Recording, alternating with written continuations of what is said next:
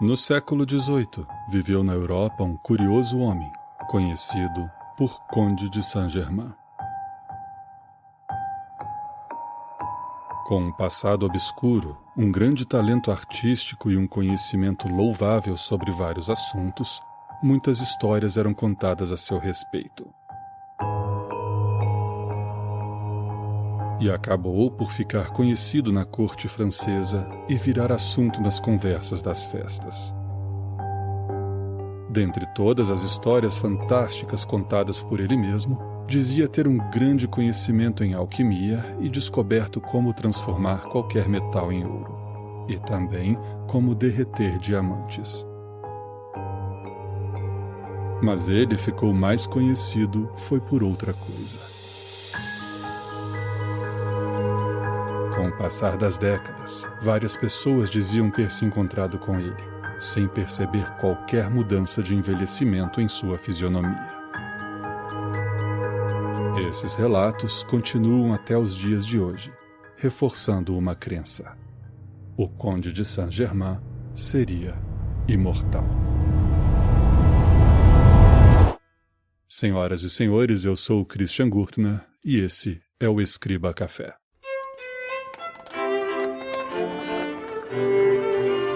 Era o ano de 1760. Paris estava movimentada. Pessoas e carruagens se misturavam pelas ruas, e as fofocas também. Chega aos ouvidos da Condessa de Georgie que um curioso visitante havia chegado à casa de Madame de Pompadour, cortesã do rei Luís XV. A Condessa ficou bastante curiosa quando foi informada de que o visitante era um tal Conde de Saint-Germain. Ela havia conhecido um Conde de Saint-Germain em Veneza, muitos anos antes, e estava ansiosa para rever tão interessante figura. Mas ao encontrá-lo, algo parecia errado. Ele estava exatamente igual ao Conde de décadas atrás. Ela perguntou se por acaso ele seria filho do homem que conhecera em Veneza. Ele respondera que não, pois ele mesmo estava em Veneza e fora ele mesmo que a cortejara naquela época. A condessa disse ser impossível, pois o Conde de Saint-Germain, que ela conheceu tantos anos atrás, aparentava ter 40 e poucos anos. E o conde que ali estava não tinha envelhecido nada. Madame, disse ele, eu sou muito velho.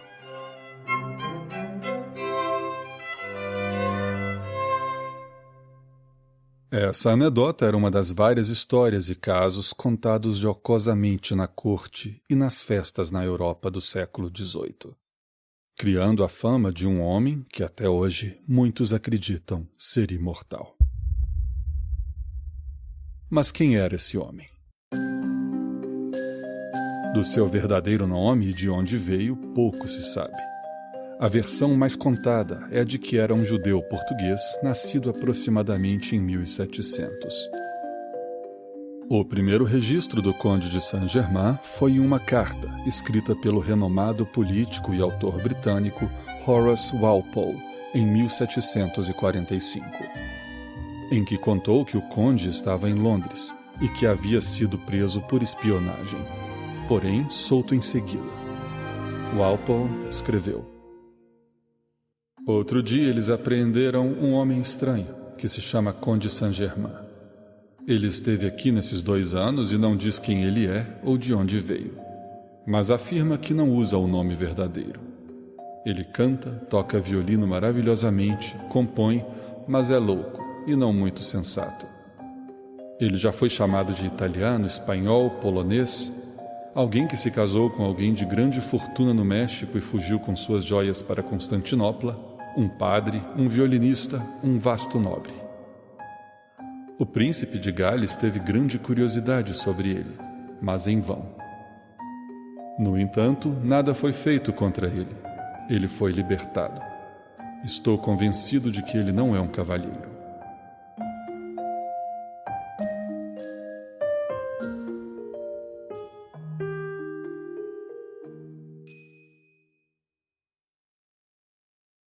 Em 1748, ele aparece na corte francesa.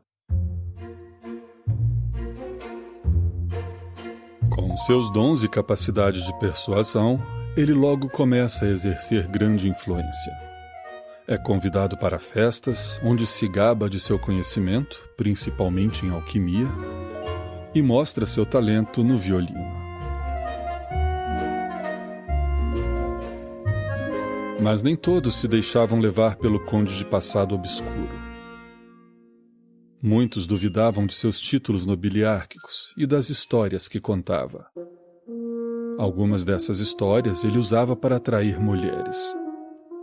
Para as jovens e ingênuas moças da corte, ou criadas, ele dizia ter o elixir da juventude eterna. Uma das mulheres que se impressionaram com esse elixir foi a Madame de Pompadour, cortesã do rei Luís XV, a qual acabou falando sobre o conde para o monarca, que lhe deu um laboratório para colocar em prática seus supostos conhecimentos em alquimia. Além disso, o conde de Saint-Germain fora enviado pelo rei em algumas missões secretas pela Europa. Numa dessas, ele conhece o famoso libertino Giacomo Casanova. Casanova cita Saint-Germain várias vezes em sua autobiografia, como nos trechos a seguir. O jantar mais agradável que tive foi com Madame de Gergy, que convidou o famoso aventureiro conhecido pelo nome de Conde de Saint-Germain. Esse indivíduo, em vez de comer, falou do início até o fim do jantar. Pode-se dizer com segurança que, como conversador, ele era inigualável. Ele era estudioso, linguista, músico, químico, bonito e um perfeito mulherengo. Ele dava às mulheres alguns cosméticos que ele dizia que iriam preservar a beleza delas e que era muito caro produzir, mas que ele as presenteava com prazer. Foi assim que ele conseguiu obter o favor de Madame de Pompadour, que havia falado sobre ele para o rei, para quem ele criaria um laboratório, no qual o monarca, um mártir do tédio, poderia encontrar um pouco de prazer ou distração. O rei lhe dera um conjunto de salas em Chambord e 100.000 francos para a construção do laboratório.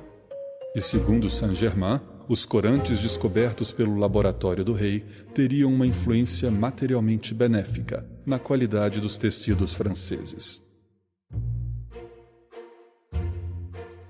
Esse homem extraordinário, destinado por natureza a ser o rei dos impostores e charlatães, dizia de maneira fácil e segura que ele tinha 300 anos, que conhecia o segredo da medicina universal, que possuía um domínio sobre a natureza, que ele poderia derreter diamantes, dizendo-se capaz de transformar 10 ou 12 pequenos diamantes em um grande e dos melhores.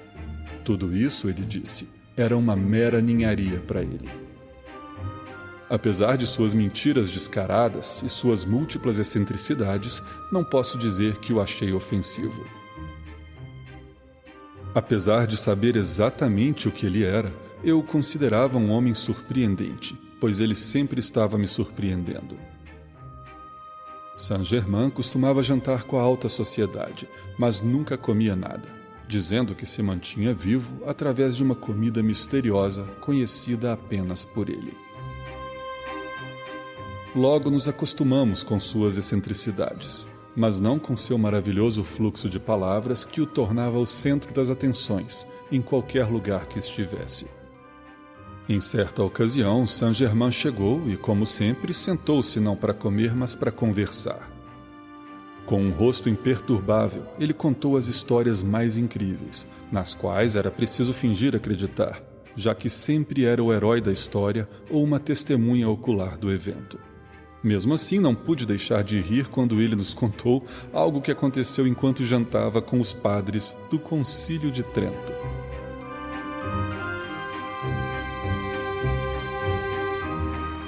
O rei estava tão iludido por esse grande impostor quanto a Madame de Pompadour, pois um dia ele mostrou ao Duque de Dupont um diamante da primeira água, pesando 12 quilates, que ele imaginou ter feito, Derreti, disse Luís XV, pequenos diamantes pesando 24 quilates, e obtive esse grande com 12.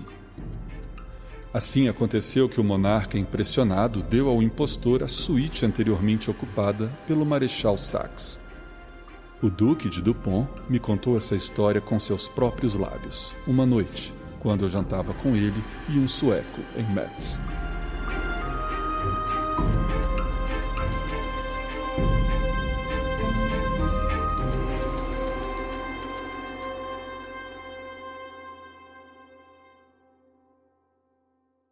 Por volta de 1760, o Conde de Saint-Germain chegou a interferir em uma disputa entre a França e a Áustria, o que causou grande hostilidade por parte de um nobre francês envolvido na disputa. O conde teve que sair da França. Em 1762, ele aparece na Rússia, onde parece ter se envolvido na conspiração para colocar Catarina II no trono. Pouco tempo depois, ele vai para a Alemanha, onde se encontra com o famoso charlatão Conde de Cagliostro. Os dois pseudo-condes convivem por um tempo, o que rendeu alguns registros sobre Saint-Germain nas memórias de Cagliostro, que afirmou que fora iniciado na maçonaria por Saint-Germain, e que esse era o fundador da sociedade secreta.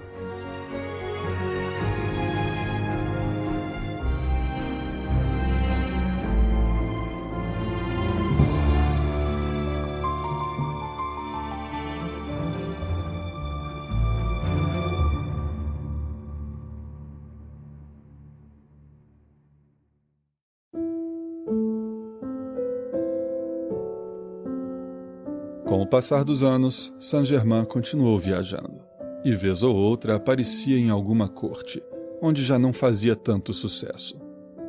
Talvez por terem encontrado outra forma de distração, ou simplesmente pelas histórias do pseudo-conde já não surpreenderem mais, os membros da alta sociedade iam perdendo o interesse naquela figura. Ele foi visto pela última vez em Schleswig, na Alemanha, onde tinha caído nas graças do príncipe Karl von Hesse, para o qual prometeu ensinar e pesquisar junto as ciências secretas. O príncipe hospedou Saint-Germain em Schleswig-Holstein, onde o falso conde provavelmente passou seus últimos dias, morrendo em 1784.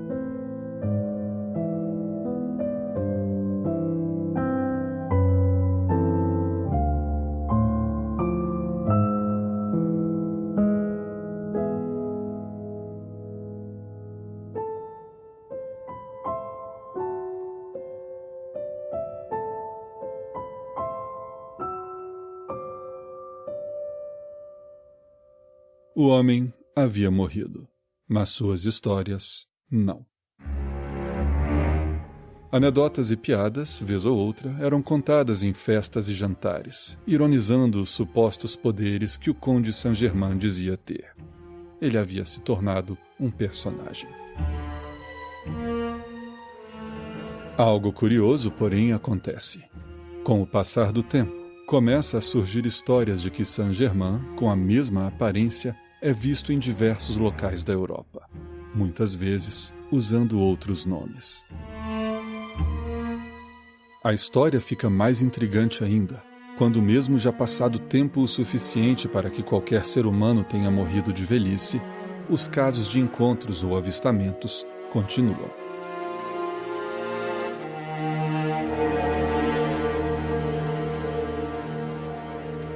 Em suas memórias, Albert Van Damme narra um encontro que teve em 1820 com um estranho homem que ele disse ser igual ao Conde de Saint-Germain. Ele escreveu: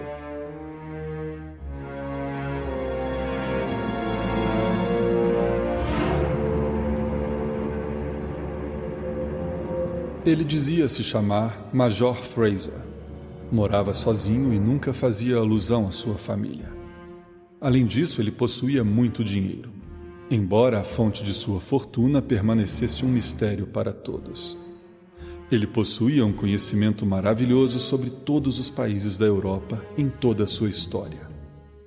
Sua memória era absolutamente incrível, e, curiosamente, ele muitas vezes dizia que havia adquirido seu aprendizado em outro lugar que não em livros. Muitas vezes ele me disse com um sorriso estranho que tinha certeza de que conhecia Nero, falara com Dante e assim por diante.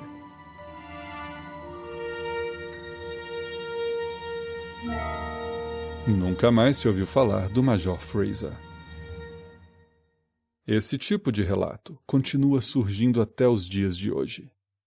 Seria esse homem realmente imortal? Pouco provável.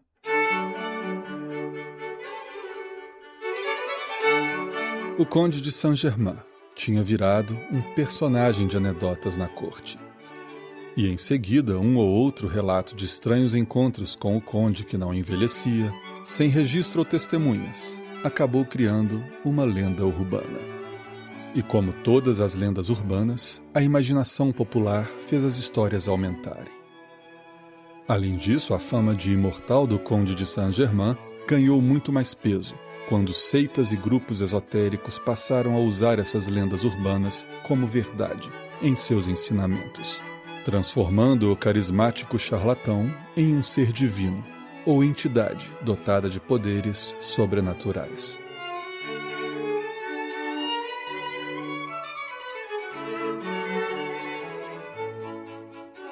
Há relatos, inclusive, de que ele vive até hoje e está morando em uma cidade holandesa.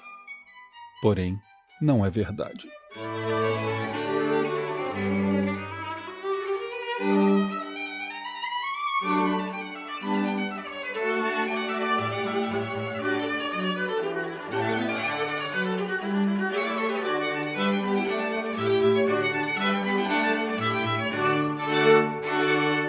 Como eu sei que não é verdade?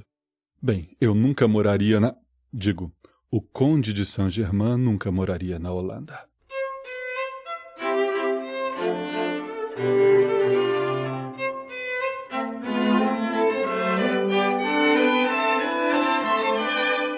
Pesquisar sobre a história do Conde de Saint-Germain hoje é um pouco complicado, já que seitas, grupos e crentes usaram sua imagem e nome para criar uma entidade de suas próprias crenças. E geraram um enorme empilhado de material místico, fictício ou distorcido sobre a história do conde, para assim poderem encaixá-lo em suas superstições. Achar material histórico em meio a tudo isso foi uma grande mineração, porém vários achados foram interessantes, como cartas, memórias e outros registros de pessoas que realmente tiveram contato com o pseudo-conde. E foi nesses documentos que esse episódio foi baseado. O Conde de Saint-Germain, ao que tudo indica, foi um homem muito talentoso. Porém, foi também um charlatão, e dizem, mulherengo, tendo desvirginado algumas donzelas com suas histórias e carisma.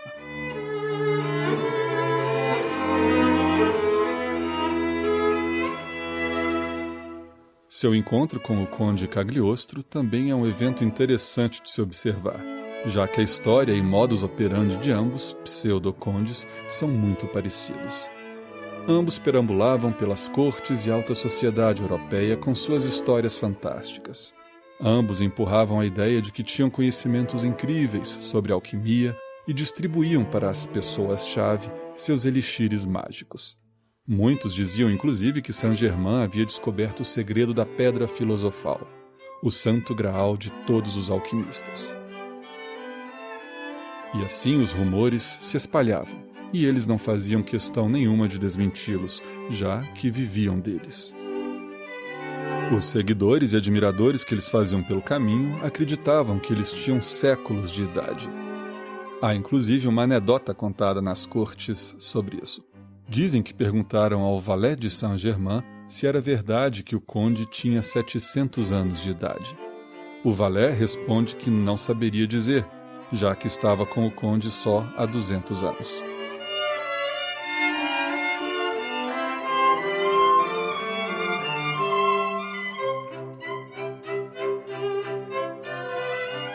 O fato é que sempre existiram charlatões em todas as épocas. Alguns talentosos, porém, entraram para a história.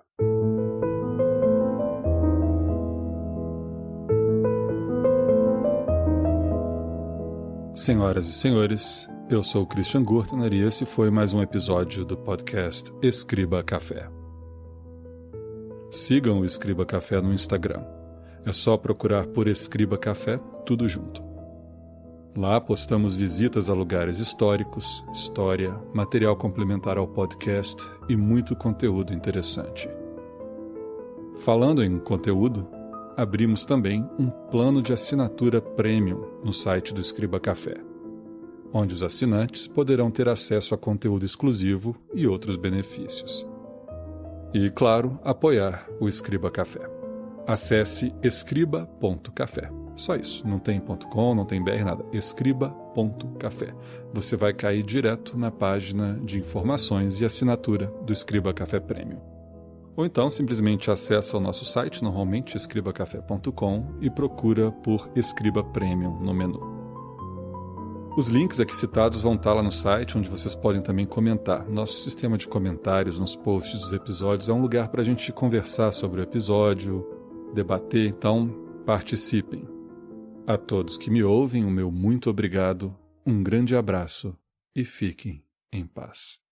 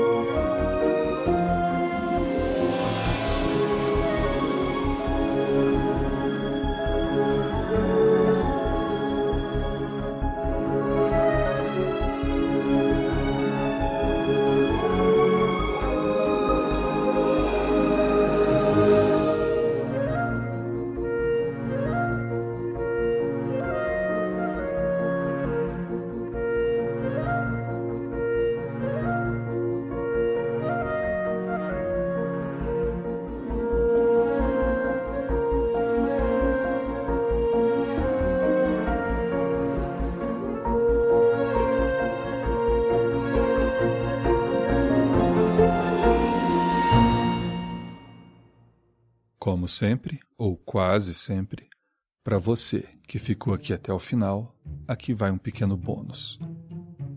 Esse bônus, na verdade, vai em formato de por trás dos bastidores, de um material que vai ser, obviamente, divulgado posteriormente no Instagram do Escriba Café, mas já que você está aqui até agora, vamos adiantar. Foram 3 coisas bem legais que eu achei na minha pesquisa do episódio e que obviamente não deu para colocar no episódio. A primeira dela foi no site do The British Museum. Lá eu encontrei uma gravura que na ficha do museu está como pertencente ao Conde de Saint-Germain, que foi dele. Bem interessante, muito pouca informação, mas dá para viajar um pouco na maionese. A segunda é que basta procurar pelo YouTube por música do Conde de Saint-Germain que você vai achar algumas composições do próprio Conde de Saint-Germain que foram gravadas recentemente e você pode ouvir essas peças. Elas têm direitos sobre a gravação, então não foi possível colocar no podcast. E por último, mas não menos importante, o único livro que foi creditado ao Conde de Saint-Germain também você acha pela internet. O livro é intitulado A Santíssima Trinosofia. É um amontoado de misticismo, porém há controvérsia se foi realmente o Conde que escreveu, mas é a única obra escrita creditada por alguns aí. Vale a pena dar uma conferida para pelo menos entender um pouco do blá blá blá do Conde. Mais informações vocês vão ter no Instagram do Escriba Café. Um grande abraço.